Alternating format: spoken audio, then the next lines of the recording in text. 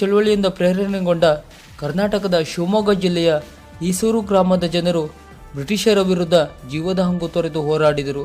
ಪ್ರಪ್ರಥಮ ಸ್ವಾತಂತ್ರ್ಯ ಗ್ರಾಮ ಎಂದು ಘೋಷಣೆ ಮಾಡಿಕೊಳ್ಳುವುದರ ಮೂಲಕ ಸ್ವಾತಂತ್ರ್ಯ ಹೋರಾಟದ ಇತಿಹಾಸದಲ್ಲಿ ಸದಾ ಹಚ್ಚ ಹಸಿರಾಗಿ ಉಳಿದಿದೆ. ಏಸೂರು ಕೊಟ್ಟೆವು, ಈಸೂರು ಬಿಡುವು ಎಂಬ ಘೋಷಣೆಯೊಂದಿಗೆ ಬ್ರಿಟಿಷರ ವಿರುದ್ಧ ಹೋರಾಡಿದ ಈ ಗ್ರಾಮದ ಜನರ ಹೋರಾಟ ಈಸೂರು ದಂಗೆ ಎಂದೇ ಇತಿಹಾಸ ಪುಟದಲ್ಲಿ ದಾಖಲಾಗಿದೆ. ಅದು 1942ರ ಸಮಯ. ದೇಶದಲ್ಲೆಲ್ಲ ಸ್ವಾತಂತ್ರ್ಯ ಹೋರಾಟದ ಕಾವು ಹೆಚ್ಚಾಗಿತ್ತು. ಅದೇ ಸಮಯದಲ್ಲಿ ಮಹಾತ್ಮ ಗಾಂಧೀಜಿಯವರು ಬ್ರಿಟಿಷರೇ ಭಾರತ ಬಿಟ್ಟು ತೊಲಗಿ ಎಂಬ ಚಳುವಳಿಗೆ ಕರೆ ನೀಡಿದ್ದರು.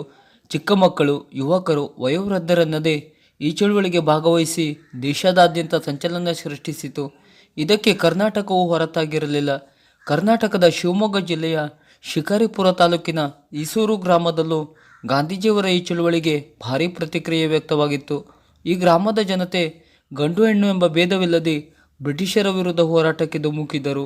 ಬ್ರಿಟಿಷರಿಗೆ ಕಂದಾಯ ನೀಡದಿರಲು ಗ್ರಾಮಸ್ಥರು ಒಕ್ಕೊರಲಿನ ನಿರ್ಧಾರ ಕೈಗೊಂಡರು. ಯಾವುದೇ ಕಾರಣಕ್ಕೂ ಬ್ರಿಟಿಷ್ ಅಧಿಕಾರಿ, ಪೊಲೀಸರು ಗ್ರಾಮಕ್ಕೆ ಕಾಲಿಡದಂತೆ ಠರಾವು ಹೊರಡಿಸಿದರು. ಈಸೂರನ್ನು ಸ್ವತಂತ್ರ ಗ್ರಾಮ ಎಂದು ಘೋಷಿಸಲಾಯಿತು. ಈ ಗ್ರಾಮಕ್ಕೆ ಪ್ರತ್ಯೇಕ ಸರ್ಕಾರವನ್ನು ರಚಿಸಲಾಯಿತು. 10 ವರ್ಷದ ಜಯಪ್ಪ ಎನ್ನುವವರನ್ನು ಅಮಲ್ದಾರನಾಗಿ, 12 ವರ್ಷದ ಯಲ್ಲಪ್ಪನವರನ್ನು ಸರ್ವಾಧಿಕಾರಿಯನ್ನಾಗಿ ಮಾಡಿದರು ಮತ್ತು ಎಲ್ಲರೂ ಖಾದಿ ಟೋಪಿ ಧರಿಸಿದರು.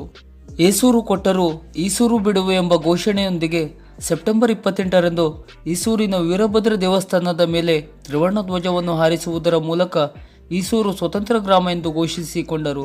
ಸರ್ಕಾರದ ಅಧಿಕಾರಿಗಳಾದ ಶಾನುಭೋಗರು ಪಟೇಲರಿಂದ ಕಡತಗಳನ್ನು ಕಸಿದುಕೊಂಡರು. ಅವರನ್ನು ದಿನವಿಡೀ ಒಂಟಿ ಕಾಲಿನಲ್ಲಿ ನಿಲ್ಲಿಸಿ ವಸಾಹತುಶಾಹಿ ಸರ್ಕಾರವನ್ನು ಬೇಜವಾಬ್ದಾರಿ ಸರ್ಕಾರ ಎಂದು ಘೋಷಣೆ ಮಾಡಿದರು. ಕಂದಾಯವನ್ನು ಕೊಡಲು ನಿರಾಕರಿಸಿದ ಜನರು ಹೋರಾಟಕ್ಕಿಳಿದ ಸುದ್ದಿ ತಿಳಿದ ಮೈಸೂರು ಸರ್ಕಾರ ಅಮಲ್ದಾರ್ ಚನ್ನಕೃಷ್ಣಪ್ಪ ಮತ್ತು ಸಬ್ ಇನ್ಸ್ಪೆಕ್ಟರ್ ಕೆಂಚೇಗೌಡ ಅವರನ್ನು ಈಸೂರು ಗ್ರಾಮಕ್ಕೆ ಕಳುಹಿಸಿತು. ಗ್ರಾಮಕ್ಕೆ ಆಗಮಿಸಿದ ಅಧಿಕಾರಿಗಳಿಗೆ ಖಾದಿ ಟೋಪಿ ಧರಿಸಲು ಜನರು ಆಜ್ಞೆ ಮಾಡಿದರು. ಈ ಸಮಯದಲ್ಲಿ ಪೊಲೀಸ್ ಅಧಿಕಾರಿಗಳು ಗ್ರಾಮಸ್ಥರ ಮೇಲೆ ಲಾಠಿ ಚಾರ್ಜ್ ಮಾಡುತ್ತಾರೆ. ಇದರಿಂದ ರೊಚ್ಚಿಗೆದ್ದ ಗ್ರಾಮಸ್ಥರು ಇನ್ಸ್ಪೆಕ್ಟರ್ ಹಾಗೂ ಅಮಲ್ದಾರರನ್ನು ಕೊಲೆ ಮಾಡುತ್ತಾರೆ.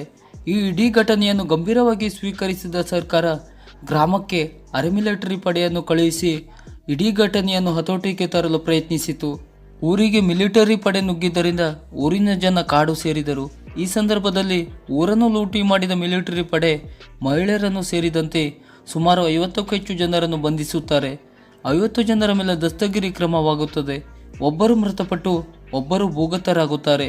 22 ಜನರನ್ನು ನಿರಪರಾಧಿಗಳೆಂದು ಬಿಡುಗಡೆ ಮಾಡಿದ ನಂತರ ಮೈಸೂರು ಮಹಾರಾಜರ ಪುತ್ರಿಯ ನಾಮಕರಣದ ಹೆಸರಿನಲ್ಲಿ ಮತ್ತೆ 12 ಮಂದಿಯನ್ನು ಬಿಡುಗಡೆ ಮಾಡಲಾಗುತ್ತದೆ. ಉಳಿದವರಿಗೆ ಜೀವಾವಧಿ ಶಿಕ್ಷೆಯಾಗುತ್ತದೆ.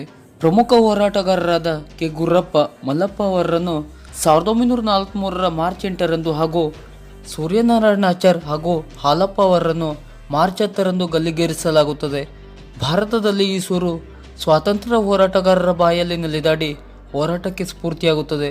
ಇತಿಹಾಸ ಪುಟಗಳಲ್ಲಿ ಕರ್ನಾಟಕದ ಪ್ರಪ್ರಥಮ ಸ್ವಾತಂತ್ರ್ಯ ಗ್ರಾಮ ಎಂದು ದಾಖಲಾಗುತ್ತದೆ. ಗೆಳೆಯರೇ, ಇದು ಈಸೂರು ದಂಗೆ ಬಗ್ಗೆ